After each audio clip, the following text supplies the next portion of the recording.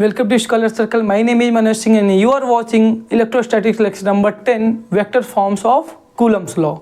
तो बेटा इसके पहले हमने 9 लेक्चर ऑलरेडी कर चुके हैं. अगर आपने अभी तक वो लेक्चर नहीं अटेंड किया हुआ है तो उस सारे लेक्चर्स का लिंक मैं इस वीडियो के डिस्क्रिप्शन में दे रहा हूँ, तो आप जाके वहाँ से इसको देख सकते हैं. फिलहाल इसके लास्ट लेक्चर में हमने कूलम्स लॉ डिस्कस किया हुआ था. यहाँ पे हम कूलम्स लॉ का वेक्टर फॉर्म यूज करेंगे और उसका डेरिवेशन करने वाले हैं. तो बड़ा ही सिंपल लॉ है और इस Coulomb's law vector form of Coulomb's law से हम न्यूटन्स के थर्ड लॉ को भी डिराइव कर सकते हैं, which is equal to every action has equal and opposite reaction.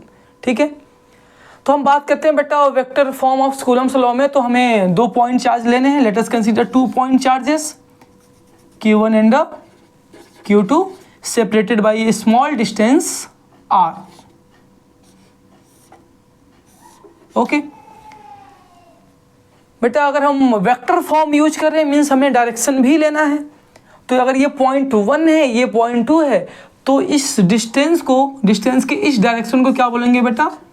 R12. क्योंकि बेटा ये डायरेक्शन वाला वेक्टर है या ये कि यूनिट वेक्टर है जो कि डायरेक्शन प्रोवाइड करता है, तो हम कैप लगा देंगे. तो इस डायरेक्शन को हम क्या बोलेंगे बेटा? Vector R1 cap. R12 cap. R12 cap means है बेटा a vector from point charge Q1 toward the point charge Q2. Okay, having unit magnitude. बेटा अगर हम इस लेफ्ट डायरेक्शन की बात करें तो हम इसको कह सकते हैं वेक्टर R कैप 2 1. बेटा R कैप 2 1 का मीन्स है a unit vector from charge Q2 toward the charge Q1. Okay, तो बेटा अगर हम इस डायरेक्शन में जाएंगे तो डिस्टेंस की वैल्यू R12 लेंगे और इस डायरेक्शन में जाएंगे तो डिस्टेंस की वैल्यू R21 लेंगे. ओके, तो स्टार्ट करते हैं बेटा. We know that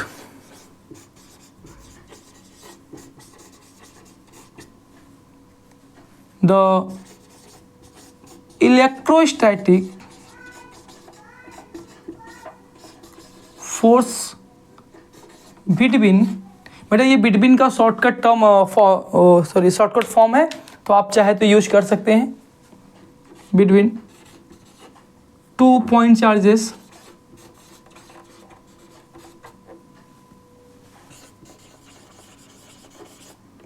is 1/4 pi epsilon naught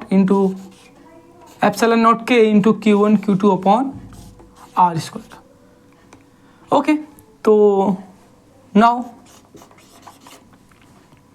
first of all we have to calculate force on Q1 by Q2.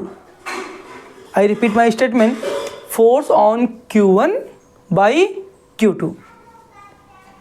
तो means F force on Q1 means force on 1 by 2 which is equal to बेटा force vector quantity है, कितना होगा?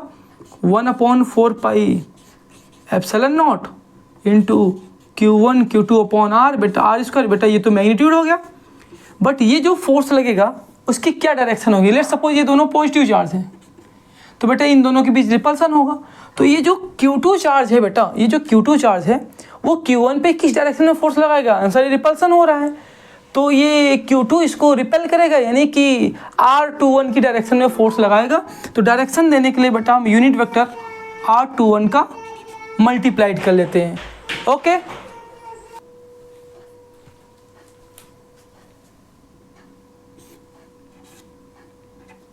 Okay, तो force on 1 means charge Q1 by 2 means charge Q2 which is equal to 1/4 by epsilon naught Q1 Q2 by R square, which is equation number 1.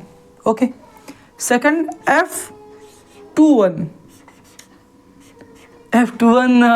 कितना होगा बेटा? means force on 2 by 1. इसको हम ऐसा भी कह सकते हैं, force on charge Q2 by charge Q1.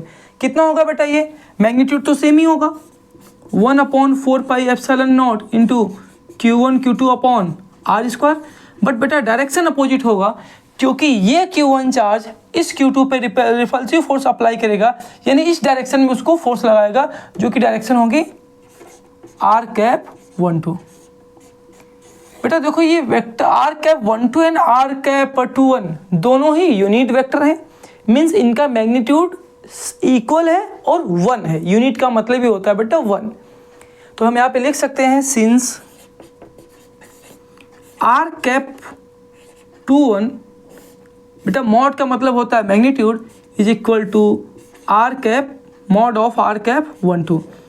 Okay, तो इन दोनों यूनिट वेक्टर के मैग्नीट्यूड तो सेम ही है, बट डायरेक्शन अपोजिट है, क्योंकि r12 टूवर्ड द राइट है and r21 toward the left है। तो बेटा दो अपोजिट वेक्टर को कैसे लिखते हैं, and r⁻21 is equal to minus r⁻12। बेटा आपने अपोजिट वेक्टर पढ़ा होगा क्लास 11 में, तो when vector A is equal to the minus of vector B, then vector A and vector B are called opposite vector. यही हमने use किया है, क्योंकि ये दोनों बेटा अपोजिट वेक्टर हैं, इसलिए vector r21 equal to vector r12 और r⁻21 equal to minus r⁻12। Okay, तो यहाँ पे हम इस वैल्यू को पुट कर दें, किसी भी इक्वेशन में पुट कर सकते हैं। फिलहाल 2 1 तो इक्वेशन 1 में ही है, तो इक्वेशन 1 में ही पुट कर लेते हैं। Putting this value in equation first, we get, क्या मिलने वाला है बेटा, हमको पुट कर लो, vector F12 is equal to the, ये वैल्यू तो बेटा सेम ही रहेगा, 1/4πε0 into Q1 Q2 upon R square. यहाँ पे बेटा r⁻21 की जगह क्या लिख सकते हैं, माइनस, यहाँ पे हम लगा दें r⁻12। और अगर बेटा आप थोड़ा सा ध्यान दें तो ये वैल्यू हमें पता है, ये किसकी वैल्यू है, ये F21 की वैल्यू है। आप चेक कर लो, F21 की तो यही वैल्यू है। तो ये पूरी वैल्यू, अगर मैं माइनस को छोड़ दूं तो ये पूरी वैल्यू किसकी है बेटा, F21 की, या कहीं वेक्टर F21 की। तो हम ऐसा कह सकते हैं कि vector F12 is equal to vector F21 with minus sign. अब जैसा कि हमने बेटा शुरू में ही बताया था कि vectors law of Coulomb's law या vector forms of Coulomb's law किसके बारे में, किसको प्रूफ करता है बेटा, न्यूटन्स के थर्ड लॉ को। What is Newton's third law? Every action has equivalent opposite reaction। ये क्या बता रहा है बेटा कि force on charge 1 by 2 is equal to actually equal to the force on charge 2 by 1 but in opposite direction, that is minus sign show the opposite direction. Okay, तो ये था बेटा आपका vectors form of Coulomb's law. आज का बेटा ये lecture यहीं पे एंड होता है। तब तक के लिए टाटा बाय बाय, थैंक यू।